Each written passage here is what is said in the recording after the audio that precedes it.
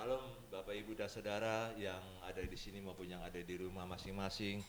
Dan mungkin juga nanti waktu setelah di-upload, baru nanti saudara bisa lihat juga, ada yang juga bisa lihat. Nah, sebelum saya sampaikan firman Tuhan, kita juga harus perhatikan tentang perkembangan yang luar biasa ini. COVID ini sangat mengerikan sebenarnya. Artinya bukan untuk menakut-nakutkan, tapi kita perlu iman, tapi juga butuh hikmat. Hikmat untuk bagaimana menghadapi semuanya ini. Karena uh, begitu COVID itu masuk dalam tubuh kita, tubuh seseorang, dia langsung bermutasi. Jadi kalau dia sebar kepada orang lain, itu udah hal yang baru lagi. Nah ini yang juga harus kita perhatikan, karena saat ini yang diserang ini bukan orang-orang tua saja, tapi juga anak-anak muda. Dan kematian cukup tinggi untuk di Indonesia, kematian cukup tinggi, makanya ini yang kita harus perhatikan masing-masing. Minimal kita harus berpikir terbalik saat ini. Saya sih sarankan gini saudara, jadi memang mulai sekarang kita nggak makan lagi di gereja, snack. Jadi kalau ada snack, ada apa, bawa pulang. Kenapa? Pada waktu kita buka masker, kita pikir ini aman, tapi sebenarnya nggak aman. Ya, ataupun juga gini, dalam hal misalnya saudara lagi bertamu ke rumah orang lain, siapapun, mungkin keluarga dekat, mungkin teman dekat, mungkin orang tua, tetap pakai masker. Kalau saudara kedatangan tamu ataupun juga misalnya ada orang nganter aja, misalnya galon air gitu lah, atau gas, tetap pakai masker. Karena kita nggak tahu. Jadi lebih baik ini memang betul-betul terbalik. Tapi kalau kita datang terus orang itu pakai masker, kita juga harus pakai masker, jangan tersinggung lah. Karena ini untuk kebaikan bersama. Sebabnya kita harus betul-betul harus punya cara berpikir yang tepat, walaupun berbeda dengan beberapa bulan yang lalu. Nah, saya berdoa supaya kita semua sehat. Dan ini memang perjuangan kita untuk mencapai sampai sehat, betul-betul sampai kemudian hari itu kita tetap sehat, itu harus perjuangan. Pola makan juga harus diperhatikan. Usahakan jangan makan goreng-gorengan. Betul, jangan makan goreng-gorengan. Walaupun itu gampang sekali ya kita dapat, mungkin murah. Tapi saya perhatikan di Kartini 13 atau di Mangga Besar 13 tuh, kalau orang yang masak goreng-gorengan itu nggak pakai masker.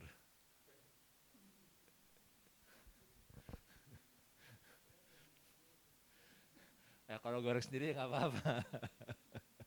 Jadi ya ini bukan kita mengecilkan apa ya orang usaha yang kecil ini, ya. Tapi lebih baik kita jaga diri kita lah. Karena COVID ini mungkin kita sembuh kalau misalnya ini, karena saat ini saudara gini saudara, biaya obat OTG atau yang nggak OTG lebih banyak OTG. Kita nggak bisa masuk rumah sakit kalau OTG, cari sendiri, cari hotel sendiri, obat sendiri, makan sendiri. Tapi kalau kita sudah dalam perawatan harus pakai ventilator baru boleh masuk rumah sakit. Tapi itu membahayakan sekali. Ada beberapa kejadian yang kita dengar dari beberapa hari lalu, dia udah negatif, tapi meninggal. Kenapa itu? Salah satu pendeta ketua sinode yang ada di Krekot, bukan Krekot, di Samanhudi, gereja, saya nggak perlu sebut ini, itu pendeta gembala dan juga ketua sinode. Berapa hari lalu meninggal. Padahal 2 hari sebelumnya sudah lepas ventilator, saturasinya sudah 97, sudah bagus, sudah sehat, meninggal.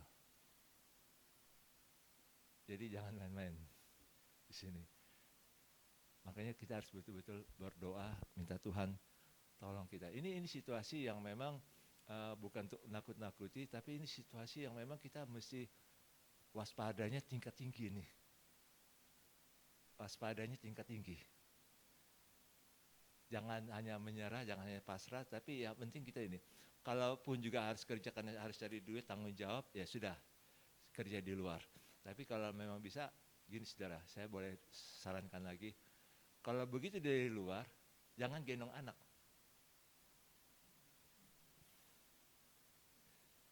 Ya, kan kita nggak tahu. Mungkin di baju kita melekat virus itu. Nggak tahu loh saudara. Ini jangan sampai nanti, aduh, menyesal kemudian hari. Lebih baik kita betul-betul mau mandi 4 kali, 5 kali, ya silakan. Daripada kita bilang, aduh minta maaf ya, minta maaf nggak ada gunanya, udah sakit kok. Nah ini yang kita betul-betul apa ya, saya bukan untuk ini, tapi kita betul-betul harus berubah cara berpikir kita. Harus berubah cara berpikir kita. Selain kita berdoa, beriman, tapi kita juga harus berubah cara berpikir kita. Baik, kita akan bahas firman Tuhan dengan judul sepakat. Sepakat. Sepakat ini perjanjian 2 orang di hadapan Tuhan. Dan untuk melakukan sesuatu yang memang mereka ingin capai bersama. Ada tujuan bersama. Dan itu mereka lakukan karena mereka melihat ini, wah ini harus diterobos masalah ini. Sepakat. Karena dalam tema kita tahun ini, sekarang telah tiba. Kita bisa lihat spanduk itu, sekarang telah tiba. Artinya, dalam Wahyu 12 ayat 10 itu, ada suara malaikat yang berbicara sangat kencang sekali dan dikatakan sekarang telah tiba keselamatan dan kuasa dan pemerintahan Allah kita dan kekuasaan Dia yang diurapinya. Jadi artinya janji Tuhan ini, apa yang dikatakan oleh malaikat ini sudah terjadi. Sejak tahun 90 waktu Rasul Yohanes menulis kitab Wahyu, di tahun 90 punya masalah-masalah yang tidak mudah, sampai saat ini, sekarang telah tiba. Keselamatan dan kuasa dan pemerintahan Allah kita dan kekuasaan Dia yang diurapinya. Maksudnya gini saudara, surga sudah punya kehendak yang luar biasa supaya kita mengalami bagaimana keselamatan dari Allah, kuasa dari Allah, pemerintahan dari Allah, dan kekuasaan Yesus Kristus sekarang sudah berlaku. Situasi boleh berubah, tapi tetap ini berlaku. Dan ini mengajak kita, saudara, kita harus naikkan level kita. Untuk menangkap ini, apa sih yang dimaksud dengan sekarang telah tiba. Bukannya sekedar, ya yang penting hidup ini nikmat, bukan. Level kita harus naikkan, level iman kita. Karena situasi yang kita alami saat ini semakin berat. Ya tadi Ibu Leni sudah sampaikan dan juga sudah pimpin kita doa untuk bangsa ini. 2 minggu ini sudah sangat berat. Bencana demi bencana. Saya sudah mulai terkoneksi dengan seorang untuk berpikir untuk bagaimana untuk Indonesia. Karena sekarang nih ada beberapa negara-negara orang-orang Kristen di luar yang melihat ada apa nih dengan Indonesia nih. Dan mereka lagi perhatikan apa yang terjadi, apa yang Tuhan sedang buat. Beberapa hari lalu saya ada telepon dengan teman di Mamuju. Teman itu kami sedang bicara bagaimana tentang pelayanan di sana. Pelayanan di suku-suku pedalaman, bukan gereja-gereja ya, tapi suku-suku pedalaman. Dan waktu hari Kamis pagi Tuhan taruh di hati saya, akan terjadi penuaian di Mamuju.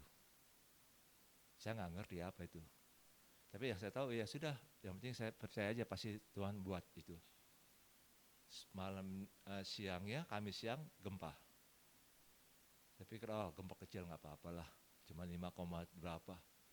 Tapi subuhnya itu loh saudara, roboh. 6,2 saja bisa roboh kayak gitu. Itu apa artinya di sini? Saya tidak ngerti apa yang Tuhan maksud. Tapi Tuhan sedang bekerja saudara. Makanya kalau sekarang telah tiba, kita jangan hanya melihat apa yang kelihatan. Karena kalau kita melihat apa yang kelihatan, kita akan nggak ngerti. Kayak tadi pagi ada seorang ibu beritahu, anaknya meninggal karena COVID. Jam 10 malam. Waduh, saya sedih juga sih. Kok masih muda, seharusnya kalau masih muda tuh nggak ada jantungan, nggak ada gula, ya darah tinggi, darahnya, tekanan darahnya normal. Tapi kok bisa mati ya? Kenapa? Tapi saya kuatkan dia. Ibu, percayalah. Tubuhnya memang sudah binasa. Tapi dia dapat tubuh kemuliaan yang disiapkan surga. Nah, Bapak Ibu, mari kita belajar. Kita belajar untuk yang bukan hanya melihat yang kelihatan, tapi mulai belajar melihat yang tidak kelihatan. Apa rencana Tuhan di balik semuanya ini? Apa rencana Tuhan yang Tuhan sedang ingin buat? Karena untuk mengerti rencana Tuhan, nggak perlu tinggi ilmu agamanya. Dimana harus belajar Ibrani, Aramaik, 3 bahasa asli di Alkitab, 3 bahasa. Ibrani, Aramaik, sama Yunani. Nggak perlu belajar itu. Tapi yang penting bagaimana kita ngalami Tuhan dari hari ke hari. Bagaimana kita bisa boleh tahu bahwa Tuhan itu ada di tengah-tengah kita. Itu yang lebih penting. Allah itu ada bersama kita. Dalam situasi apapun juga Tuhan itu yang memberikan kekuatan bagi kita. Sehingga pada waktu kita melihat yang kelihatan, tantangan yang kelihatan ini, kita lebih memperhatikan yang tidak kelihatan. Apa tuh yang Tuhan sedang lakukan dalam hidup kita? Ini pertentangan, saudara. Maka ini yang seringkali pertentangan dalam hidup kita. Sementara kita lihat kenyataan-kenyataan yang ada, banyak yang mati. Kalau kita dengar kemarin itu udah paling 14.000, Tuhan taruh di hati saya masih bisa memuncak lagi sampai 20.000 loh di Indonesia tiap hari. Dan kalau 20.000 berarti hanya hitungan hari udah 1 juta Indonesia ini. Apa ini terjadi? Ini aja 2 minggu aja sudah 130 ribu orang yang sakit COVID. Hanya dalam waktu 2 minggu. Dan ini yang harus kita betul-betul doakan, saudara. Mari kita belajar melihat yang Tuhan maksud, yang Tuhan sedang kerjakan. Daripada kita hanya melihat apa yang kelihatan. Karena yang kelihatan itu membuat kita jadi takut. Tapi kalau kita belajar, apa sih yang Tuhan maksud di sini? Apa yang Tuhan mau kita buat saat ini? Itu akan menjadi protein bagi iman kita. Jadi saya ulangi, kalau kita mulai belajar mengerti, Tuhan apa yang kau maksud di sini Tuhan? Apa yang kau mau yang saya harus lakukan dalam situasi seperti ini? Saya mau percaya kepadamu, saya ingin mengalamimu Tuhan. Walaupun situasi genting, tapi perubahan-perubahan apa yang saya harus buat, itu akan menjadi protein bagi iman kita. Tapi kalau kita lebih memperhatikan apa yang terjadi dan kita nggak lihat apa yang Tuhan sedang mau buat, itu akan jadi pro kontra dalam hidup kita. Ini yang seringkali membuat kita bingung, yang seringkali membuat kita jadi makin takut. Tadi Ibu Reni sudah ada singgung sedikit, ada roh ketakutan yang bekerja. Roh ketakutan yang luar biasa. Makanya ini jadi tantangan bagi kita, saudara. Saat ini, kalau kita boleh akui, yang sakit jiwa lebih banyak daripada yang sakit COVID. Yang terganggu ketenangan di hatinya, ketenangan di pikirannya lebih banyak. Oh saya enggak, ya saudara puji Tuhan saudara enggak apa-apa. Tapi coba lihat tetangga kiri kanan lah yang di kantor, di tempat kerja. Jangan jauh-jauh lah, bos saudara lah, saudara lihat bos. Senyumannya udah mulai berkurang. Karena ketegangannya begitu banyak. Apa yang terjadi? Apa yang terjadi? Bulan Februari, Imlek, wah ini pasti ini Sinca nih. Pasti ini luar biasa, tanggal 12 Februari ya Sinca ya. Dapat angpau nih yang muda-muda. Terus tanggal 14 Februari Valentine, wah cocok ini. Sinca sama Valentine ini. Udah dapat angpau, tanggal 14 nya dapat coklat lagi. Dapat bunga lagi. Tapi saya ingin beritahu, justru setelah itu makin tegang loh orang. Itu sebabnya kita belajar, saudara. Ayo, apa sih yang Tuhan sedang mau buat dalam hidup kita? Itu sebabnya mari kita mau belajar di sini, belajar bagaimana kita harus bisa sepakat dengan orang terdekat kita. Dalam situasi apapun juga, ketegangan-ketegangan yang kita bisa alami dalam apapun juga, ataupun juga ada masalah-masalah yang buntu dalam hidup kita, mungkin masalah karir, masalah bisnis, masalah pekerjaan, masalah apa ya, di rumah, apapun masalah di kantor juga, masalah yang kita alami, masalah-masalah ketegangan-ketegangan yang kita alami, kita butuh ada orang yang bisa kita ajak sepakat. Makanya kenapa saya berapa kali saya bilang di sini, kita mesti belajar ajak pasangan kita untuk sepakat. Suami ajak istrinya, istri ajak suaminya, ayo sepakat. Sepakat dalam Tuhan. Supaya apa? Supaya Tuhan berperkara. Saat ada kebuntuan, saat ada memang betul-betul stuck, ada satu yang Tuhan buat terobosan. Dan kita bisa, suami istri bisa saling menguatkan. Makanya berdayakanlah pasanganmu untuk saling menguatkan. Kalau enggak, pasanganmu akan mendorong kau untuk jauh dari Tuhan. Berdayakan.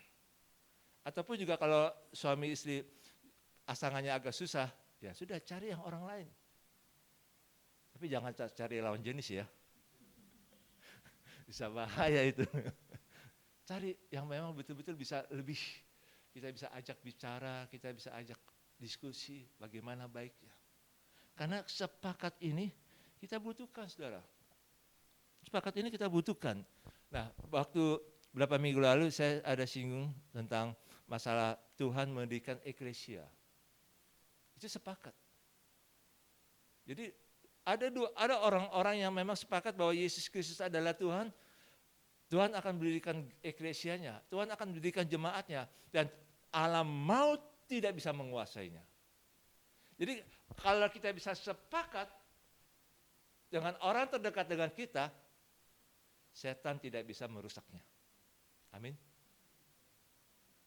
Kalau alam maut, kalau kita sepakat, kita bisa sepakat dengan orang yang terdekat, dengan orang yang kita bisa ajak.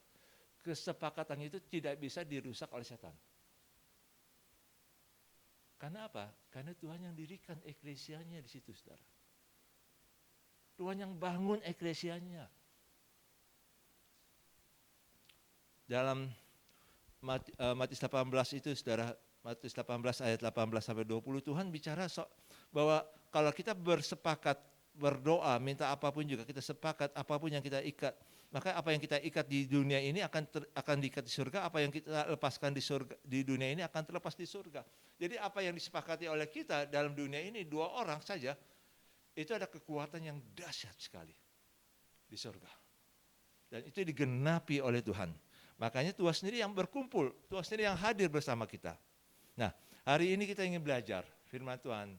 Contoh dalam Alkitab, dua orang yang sepakat, tapi peristiwanya sangat besar.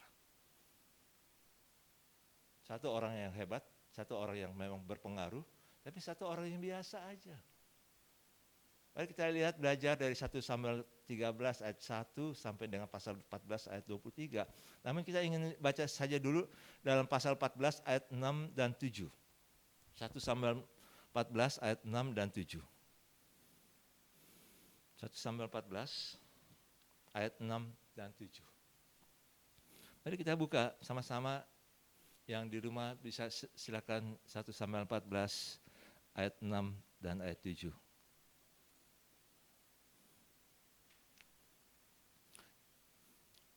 Demikian firman Tuhan, berkatalah Yonatan kepada bujang pembawa senjatanya itu, mari kita menyeberang ke dekat pasukan pengawal orang-orang yang tidak bersunat ini.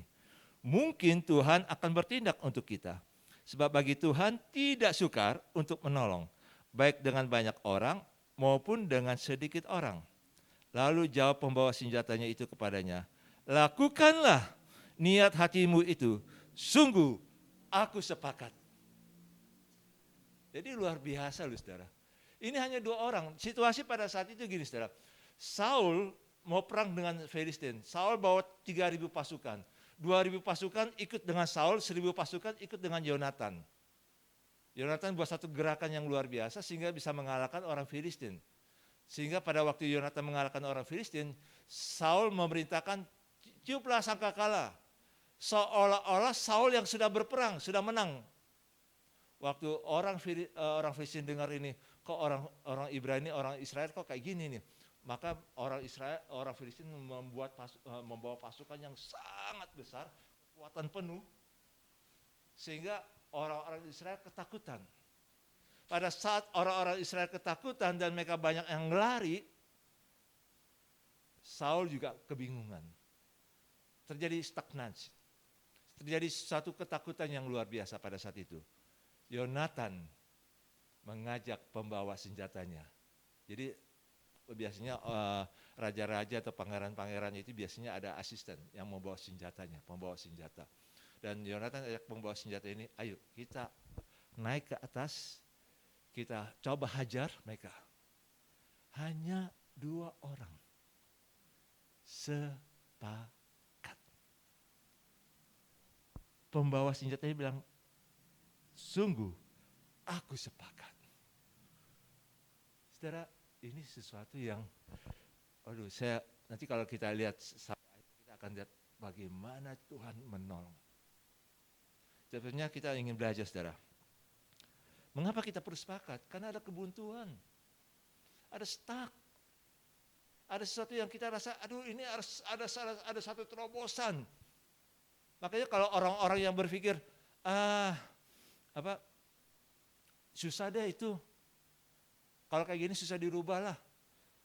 Orang kayak gini nggak bisa diajak sepakat.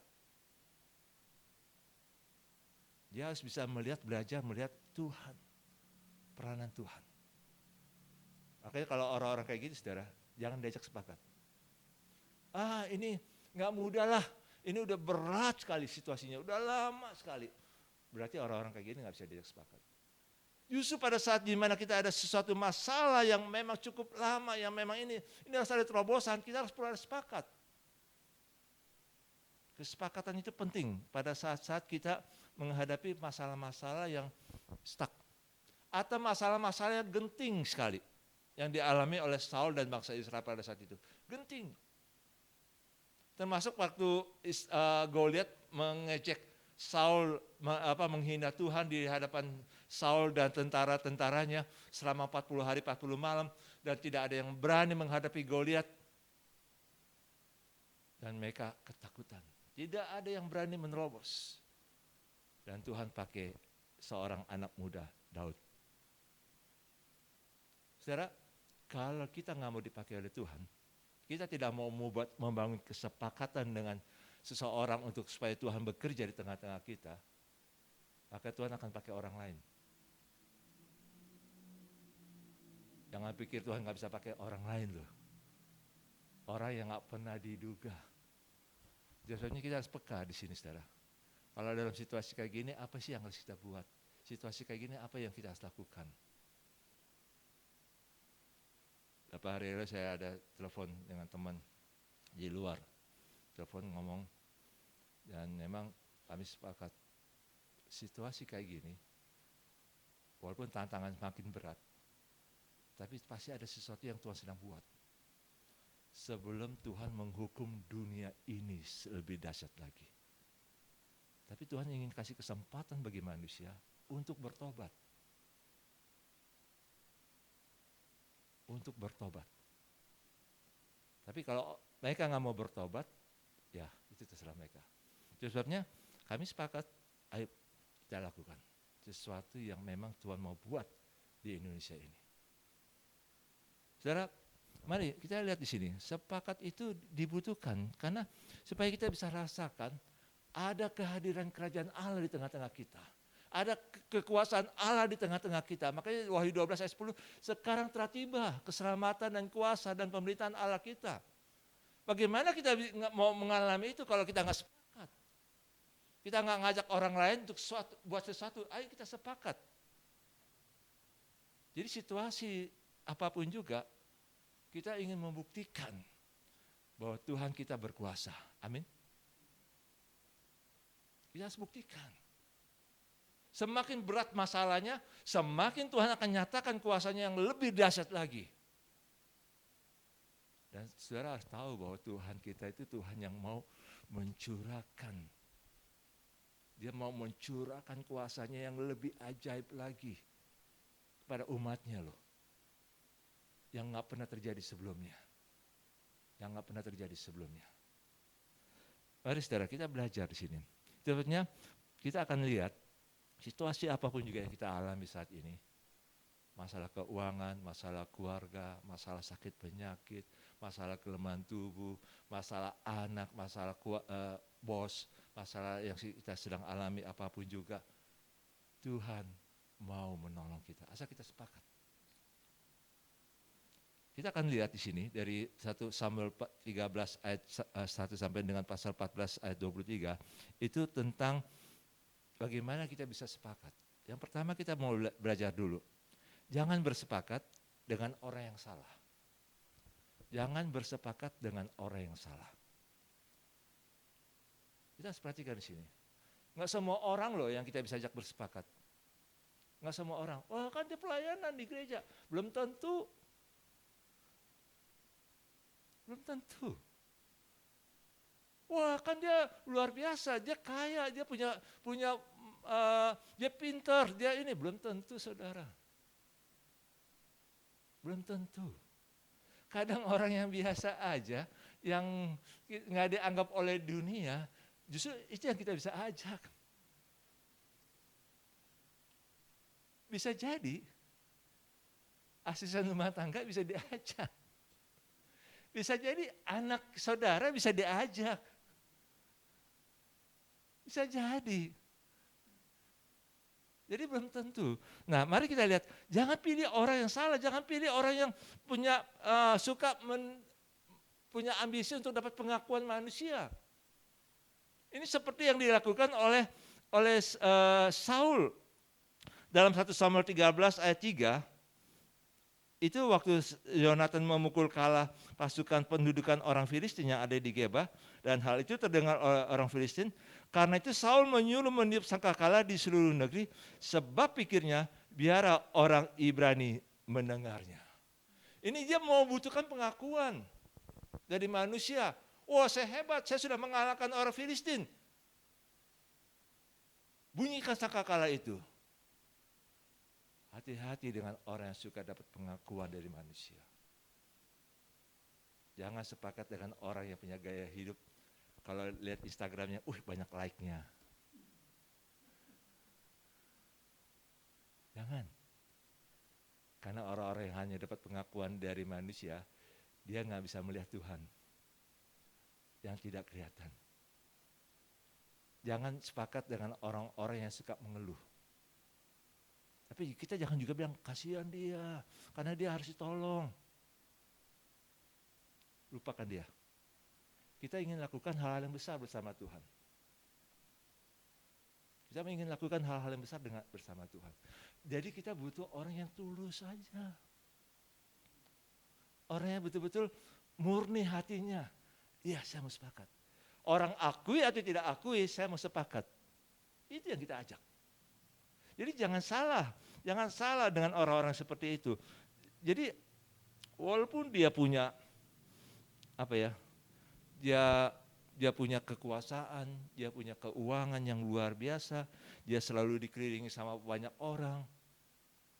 Tapi orang-orang seperti ini nggak bisa. Karena kalau kita bersepakat dengan orang seperti ini, kita ditarik, saudara, kepada dirinya. Bukan kepada Tuhan. Kita ditarik kepada kemauan dirinya. Dan kita tanpa sadar kita disetir sama dia. Kita dikendalikan sama dia. Kenapa? Karena dia mau, kamu harus ikut saya. Kamu harus perhatikan saya. Padahal kalau sepakat di sini, sepakat yang memang kita harus ajak dia, ayo kita lihat kehendak Tuhan, rencana Tuhan nih. Itu yang kita mau bawa. Sebenarnya kita belajar, saudara, jangan mengajak orang-orang seperti ini. Orang-orang yang menganggap orang lain harus menghargai dirinya. Memang dia kurang harga diri. Orang-orang yang seperti ini, lupakan. Jadi kita harus betul-betul mengajak orang itu sepakat untuk melakukan kehendak Tuhan.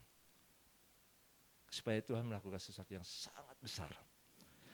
Yang berikutnya yang kita lihat di sini, jangan sepakat dengan orang-orang penakut. Orang-orang penakut.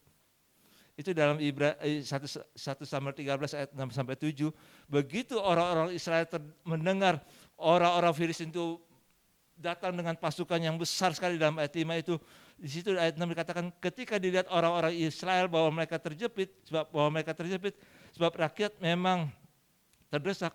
Maka larilah rakyat bersembunyi di goa, di keluk batu, bukit batu, liang batu, dan perigi. Perigi itu sumur kering.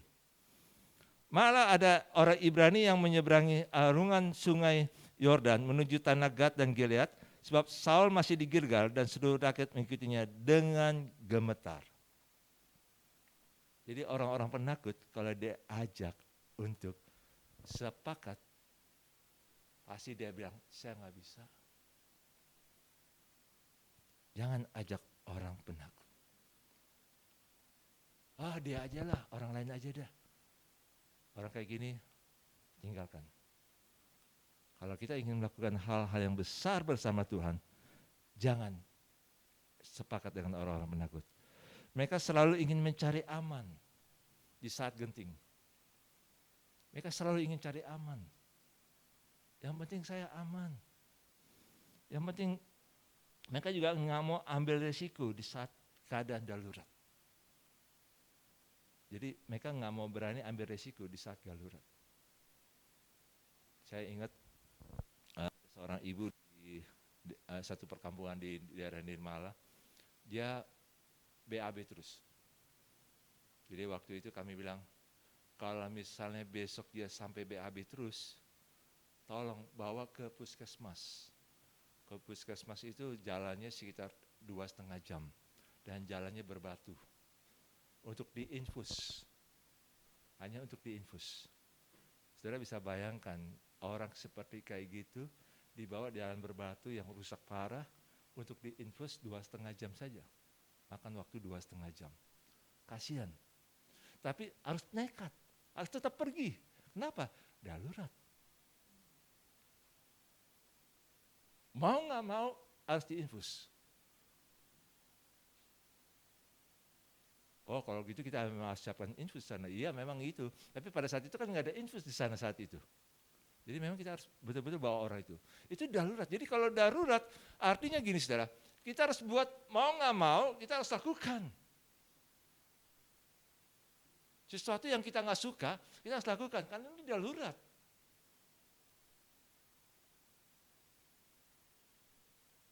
Makanya kita belajar di sini.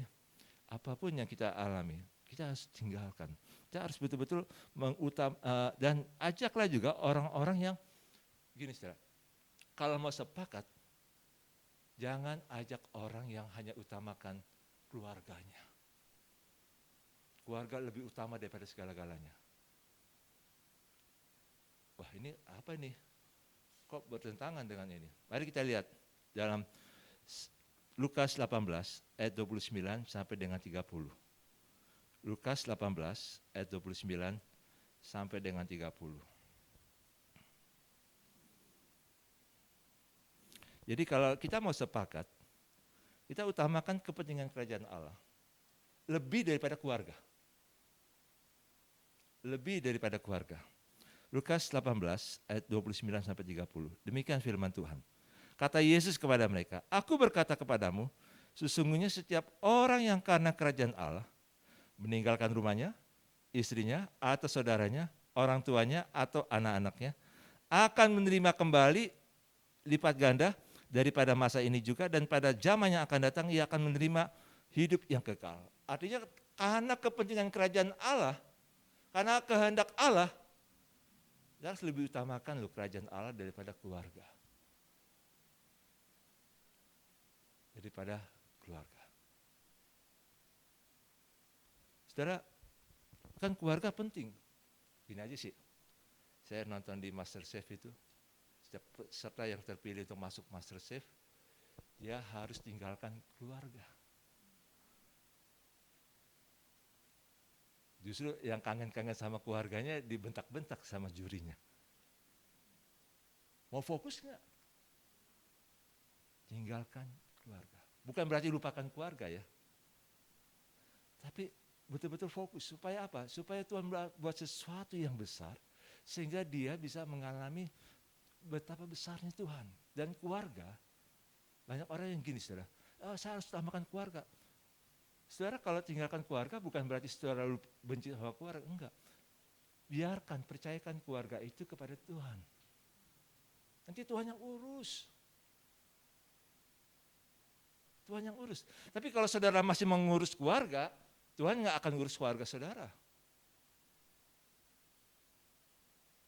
Tahun 85 saya berdoa waktu itu mau masuk sekolah teologi. Saat itu saya bergumul, Tuhan, ini bagaimana kalau keluarga saya belum percaya. Tuhan hanya jawab gini aja, sederhana. Itu bukan urusanmu. Apakah kamu di dalam keluargamu kamu bisa selamatkan mereka? Saya sadar, oh iya, saya harus ikut maunya itu. Saya harus tinggalkan keluarga. Dan istilahnya Tuhan mulai bekerja menyelamatkan keluarga saya. Kalau saya tetap ada di dalam keluarga, belum tentu mereka bisa selamatkan. Kenapa? Saya nggak utamakan kerajaan Allah.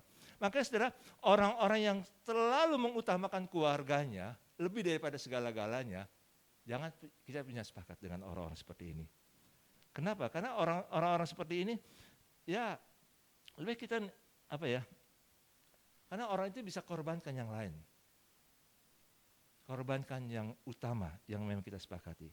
Kalau misalnya ada, kalau engkau punya pasangan hidup dan pasangan hidupmu itu bergantung pada keluarganya, terlalu bergantung pada keluarganya, suruh lepas nggak mau, suruh mau mandiri nggak mau, saya ingin beritahu, lebih baik urungkan niat nikah dengan dia. Iya, karena kalau enggak, engkau akan mengurus baby tua yang hanya mau diurus oleh keluarganya. Itu nyatanya ada. Tuhan pasti memperhatikan keluarga kita. Masa depan keluarga kita, Tuhan juga perhatikan. Itu artinya kalau Tuhan, kita percayakan keluarga kita kepada Tuhan, Tuhan akan urus. Belajar dari keluarga Imam Eli. Waktu Imam Eli itu sedang lebih utamakan anak-anaknya, dia nggak mau utamakan kerajaan Allah, dia nggak mau utamakan kehendak Tuhan, dan waktu anak-anaknya kurang ajar, itu Imam Eli itu biarkan, Imam Eli itu nggak tegur, Imam Eli itu nggak buat disiplin. Akibatnya yang terjadi, Tuhan membuang Imam Eli. Tuhan membuang Imam Eli. Saudara, itu artinya jangan bergaul, jangan sepakat dengan orang-orang seperti itu. Jangan juga sepakat dengan orang-orang yang tidak bisa menanti-nantikan Tuhan. Dalam 1 Samuel 13 ayat 7b-14 kita nggak usah baca, tapi saya ingin jelaskan sedikit. Waktu Saul sedang menantikan Samuel datang untuk memberikan korban, dan pada saat rakyat terdesak dan rakyat itu mau tinggalkan Saul, Saul itu akhirnya nekat, sudahlah, karena si Samuel ini, Nabi Samuel ini belum datang-datang juga selama 7 hari, ditunggu-tunggu 7 hari, jadi dia sembelih itu lembu. Dia sembelih lembu itu, dia bertindak sembrono, dia tidak bisa menanti-nantikan pertolongan Tuhan. Akibatnya waktu setelah dia sembelih lembu itu, baru Samuel datang. Karena dia nggak bisa sabar. Dia mau terburu-buru, mau cepat-cepat. Jangan sepakat dengan orang yang tidak bisa menantikan pertolongan Tuhan. Mau cara sendiri, mau cepat, mau jalan pintas. Jangan sepakat dengan orang seperti ini. Karena orang seperti ini akan bilang pada saudara, bego loh. Ini yang baik, ini yang cepat. Jadi kita dibilang bego-bego sama orang seperti ini. Kenapa? Karena orang seperti ini tidak bisa menghargai Tuhan. Dan kalau orang yang tidak menghargai Tuhan, tidak bisa menghargai kita. Belajarlah, kita harus belajar seperti ini. Jangan sepakat dengan orang-orang yang tidak bisa menghargai Tuhan. Jadi jangan tergesa-gesa juga. Termasuk ini saudara, kalau bosmu memarahin engkau di tempat kerja, jangan cepat-cepat minta pindah kerja. Jangan cepat-cepat minta resign. Kenapa? Karena firman Tuhan dalam Pengkhotbah 10 ayat 4, Pengkhotbah 10 ayat 4, dikatakan demikian, Pengkhotbah 10 ayat 4, jika amarah penguasa menimpa engkau, janganlah meninggalkan tempatmu, karena kesabaran mencegah kesalahan-kesalahan besar. Jadi kalau kita cepat-cepat, kalau dimarahin sama bos, kita nggak salah apa nih? Ya memang mungkin kita nggak salah. Karena bos lagi stres, jadi dia marah-marahin. Mungkin dia lagi berantem sama istrinya kali di rumah. Sampai di kantor marah-marahin kita. Tapi saya ingin beritahu sesuai dengan firman Tuhan ini. Jangan cepat-cepat meninggalkan tempatmu. Saudara, dari sini kita belajar. Kita harus membangun kesepakatan dengan yang benar. Kita membangun kesepakatan yang benar. Jawabnya yang kedua ini kita membangun kesepakatan yang benar itu dari 1 Samuel 14 ayat 6 sampai 14. Di situ tadi nanti kita akan baca satu persatu 1 Samuel 14 ayat 6 sampai 14. Jadi waktu membangun kesepakatannya ini tadi sudah disinggung, ajaklah orang yang tulus hati. Ajak orang yang tulus hati. Jangan lihat orang itu performanya bagaimana, kapasitasnya bagaimana, jangan. Tapi orang itu tulus bersama-sama dengan kita. Dia mau sehati dengan kita. Ajak orang itu. Yonatan ngajak pembawa senjatanya. Kalau dari segi levelnya enggak level. Dia anak buah kok. Enggak level. Tapi ajak dia. Orang-orang yang walaupun mungkin enggak selevel, tapi dia bisa menjadi orang yang mendukung kita. Mungkin tingkat pengetahuannya enggak level dengan kita. Jangan pedulikan itu. Ayo kita sama-sama dengan orang itu sepakat. Sepakat. Jadi ajak orang yang memang bisa tulus hati, yang betul-betul mau mengutamakan kerajaan Allah. Yang mau melihat pekerjaan Tuhan. Yang berikutnya dalam membangun kesepakatan yang benar ini, mengandalkan Tuhan dan meminta tanda dari Tuhan. Dalam ayat 6 bagian terakhir. Dikatakan demikian dalam ayat 6.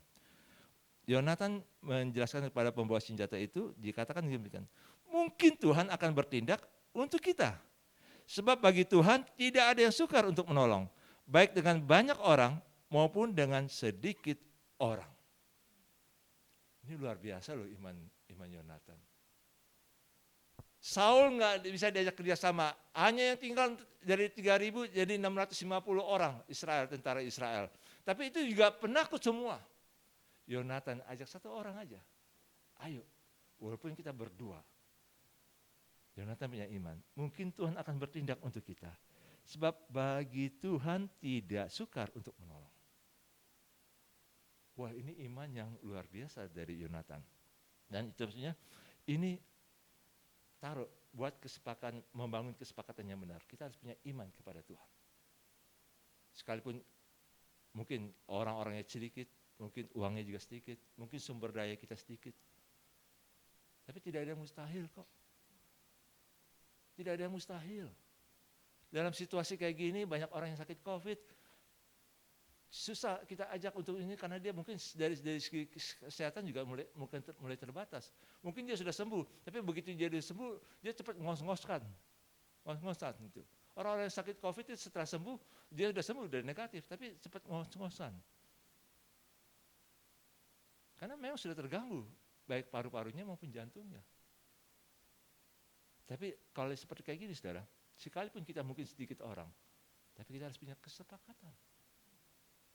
Apapun situasi yang kita alami, kita harus percaya Tuhan pasti menolong. Tuhan pasti bertindak dengan cara apapun juga. Makanya dalam ayat yang ke-10, dalam ayat yang ke-7 sampai ayat 10, Yonatan itu meminta tanda dari Tuhan begini, seandainya kalau waktu mereka naik berdua ke atas bukit, jadi mereka ada di bawah, orang Filistin ada di atas, jadi mereka harus naik bukit. Pada satu titik, Yonatan bilang gini sama bujangnya, kalau nanti kita sudah ada di satu titik, kita akan tunjukkan muka kita ke orang Filistin. Tandanya, kalau orang Filistin dia bilang, kamu naik ke atas, ayo kita naik ke atas. Tapi kalau mereka bilang, tunggu di situ aja, berarti kita harus tunggu di situ. Jadi itu tanda. Dan waktu mereka ada di titik tertentu itu, mereka tunjukkan diri mereka berdua ini, orang Filistin bilang, naik ke atas. Oh, mereka makin berani. Ini tanda dari Tuhan. Kadang kita perlu minta tanda dari Tuhan. Apa sih tandanya? Apa sih yang Tuhan mau buat? tanda-tandanya. Kalau kayak gini, apa sih tandanya Tuhan? Kita perlu minta sama Tuhan, tanda-tanda. Oh, kalau orang yang minta tanda-tanda itu kan berarti dia nggak percaya sama Tuhan sepenuhnya. Bukan. Kadang kita juga bener nggak ya? Bener nggak nih? Saya udah lakukan ini udah benar apa belum ya? Kita minta tanda. Dan tanda itu hanya melalui dari orang yang ada bersama dengan kita. Mari saudara kita belajar membangun kesepakatan yang benar dengan beriman kepada Tuhan dan minta tanda dari Tuhan. Begitu Tuhan kasih tanda, mereka maju. Mereka masuk. Saudara, Yonatan ini luar biasa loh. Yonatan ini melakukan hal yang sangat, dia nggak perlu publikasi. Waktu dia lakukan bersama bujangnya, dia nggak publikasi. Dia lakukan secara sembunyi-sembunyi. Tapi akibatnya itu loh saudara. Akibatnya nanti kita akan lihat begitu luar biasa Tuhan menolong Yonatan. Kesepakatan Yonatan dan bujangnya ini. Dalam ayat 14 sampai dengan ayat 16, ayat 20 sampai dengan 23. Ayat 14. Jadi 1 sampai 14 ayat 14 di sini. Kekalahan yang pertama ini yang ditimbulkan Yonatan dan pembawa senjatanya itu besarnya kira-kira 20 orang dalam jarak kira-kira setengah alur dan sepembajak ladang. Makanya seluas 4.000 meter persegi. Jadi setengah hektar. Mereka jadi gini, Yonatan berhadapan dengan orang Filistin muka dengan muka, tapi orang pembawa bujangnya dari belakang. Jadi mereka berdua mengalahkan hanya 20 orang. Seluas 4.000 meter persegi. Kecil saudara, tapi ini sedikit. Hanya 20 orang. Apa artinya nih? Yang datang orang-orang Filistin itu saudara dalam 1 Samuel 13 ayat 5 dikatakan demikian. Dengan 3.000 kereta, 6.000 orang pasukan berkuda dan pasukan berjalan kaki sebanyak pasir di tepi laut. Jadi ini bisa saja ratusan ribu. Tapi Yonatan hanya mengalahkan membunuh 20 orang. Tapi ini apa artinya ya 20 orang dengan ratusan ribu ini? Tapi mari kita lihat cara Tuhan bekerja di atas kesepakatan mereka. Dalam ayat 15, maka lalu timbullah kegentaran di perkemahan Filistin itu, di padang dan di seluruh rakyat Filistin. Juga pasukan pengawal dan penjara-penjara itu gentar dan bumi gemetar sehingga menjadi kegentaran yang dari Allah. Jadi langsung hanya 4.000 meter persegi, tapi karena itu ratusan ribu, tentu bukan 4.000 meter persegi, lebih luas lagi. Ada suatu kegentaran, ketakutan yang dari Tuhan kepada orang-orang Filistin itu. Sehingga mereka panik, mereka bingung. Dan ayat 16, ketika peninjau-peninjau Saul di Gibeah Benyamin melihat hal itu, jadi dari jauh, dari bawah dan dari jauh, dan sesungguhnya orang ramai seperti ombak berjalan ke sana kemari. Jadi waktu lihat dari bawah, lihat ke atas itu, wah, jadi kayak ada banyak orang, tapi kayak gini. Jadi orang kiri kanan. Mereka nggak jelas apa yang terjadi. Dalam ayat 20. Kemudian berkumpullah Saul dan seluruh rakyat yang bersama-sama dengan dia itu.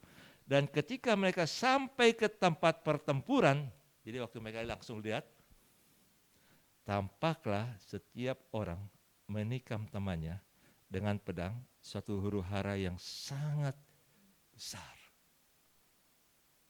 Yonatan hanya membunuh 20 orang. Tapi Tuhan membuat kegentaran yang luar biasa, sehingga orang Filistin saling membunuh. Ya, saya nggak ngajak saudara kita berperang, bukan seperti ini. Tapi di atas secara prinsip rohaninya, kesepakatan kita dengan seseorang, 2 orang, mungkin yang kita buat kecil, mungkin yang kita buat nggak ada arti apa-apa, tapi Tuhan lakukan yang jauh lebih besar.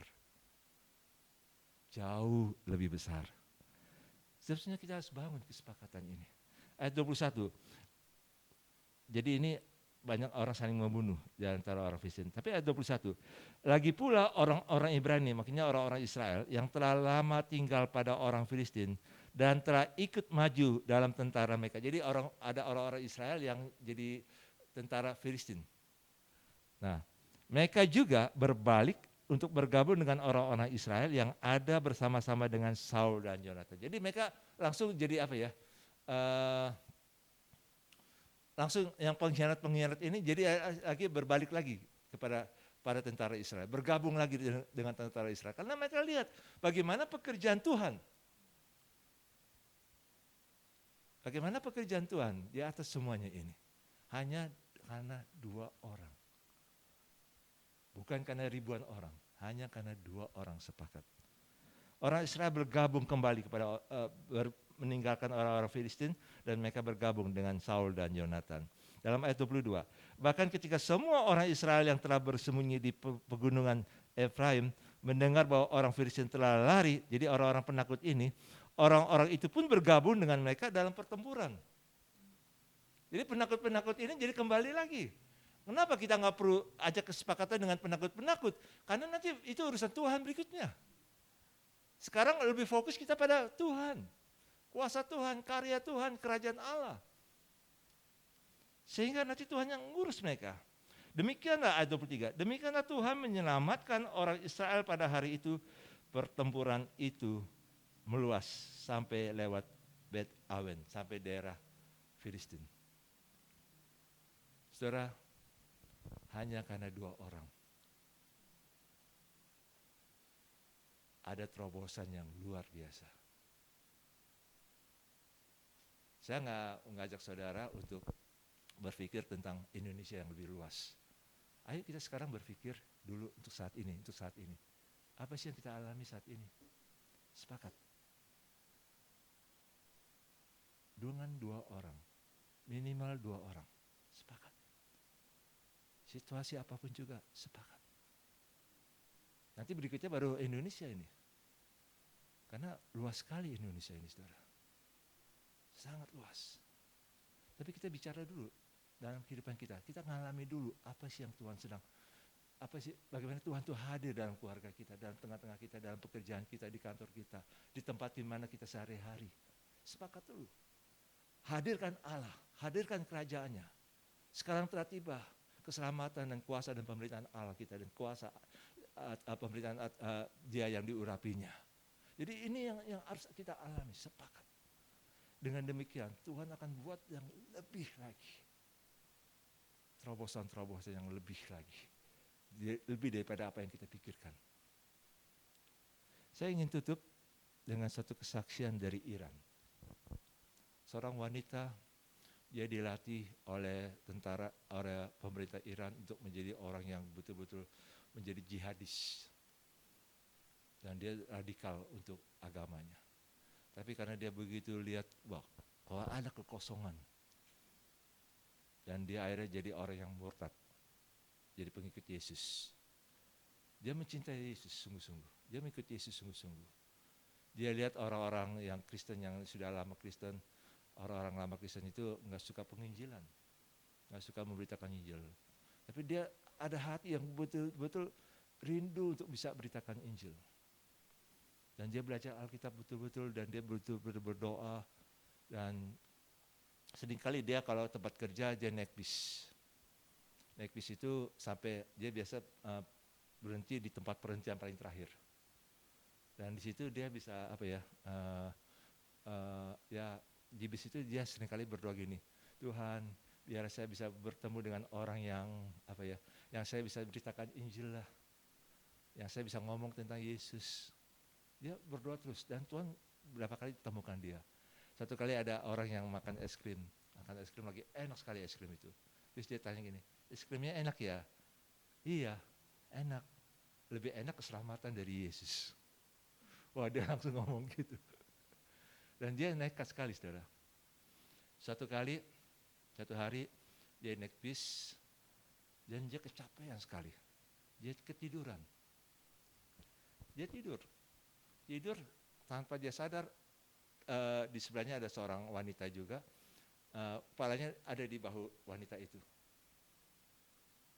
Terus waktu itu sampai di tempat perhentian, wanita itu bangunkan dia. Bangun. Udah sampai nih, udah tempat perhentian terakhir. Besokannya ketemu lagi dengan wanita ini. Jadi begitu ketemu, mereka sama-sama senyum. Mereka ngomong. Wanita itu bilang gini, kamu mau naik bis lagi? Iya. Oh, kamu mau taruh kepala kamu di bahu saya ya? Oh, dia kaget si Jela ini. Oh, masa ketiduran di bahu ibu ya? Iya, kepala kamu di bahu saya. Sebenarnya kemarin itu saya mau dorong kamu tuh jatuh. Karena kamu enak aja, kepala kamu sandarkan di bahu saya. Tapi begitu saya tahu, begitu kepala kamu ada di bahu saya, tiba-tiba saya rasakan ada kedamaian di hati saya. Saya biarkan kepala kamu di bahu saya. Tahu nggak kamu, kemarin itu saya sudah nekat mau bunuh diri. Saya sudah nekat mau bunuh diri. Tapi begitu kamu ada, taruh bahu kamu dan saya ada kedamaian, itu yang membuat saya biarkan kamu di sini. Terus saya berdoa supaya saya bisa berjumpa dengan kamu lagi hari ini. Ada jadi beritakan tentang Injil Yesus Kristus dan diterima Yesus, perempuan ini. Siapa yang mikir saudara kayak gitu, saudara, kejadiannya? Hanya kecapean. Tidur, ada kedamaian. Kalau bukan Tuhan. Saudara, Tuhan bisa buat sesuatu yang jauh lebih dari apa yang kita doakan. Apa yang kita sepakati dengan seseorang. Jauh lebih. Mari kita alami, sekarang telah tiba keselamatan dan kuasa dan pemerintahan Allah kita. Dan kuasa pemerintahan Yesus yang diurapinya. Kita mau alami dengan cara sepakat, dengan orang yang bisa kita sepakat. Sepakat dengan iman yang benar, dengan tanda-tanda dari Tuhan. Dan biarkan Tuhan melakukannya. Amin.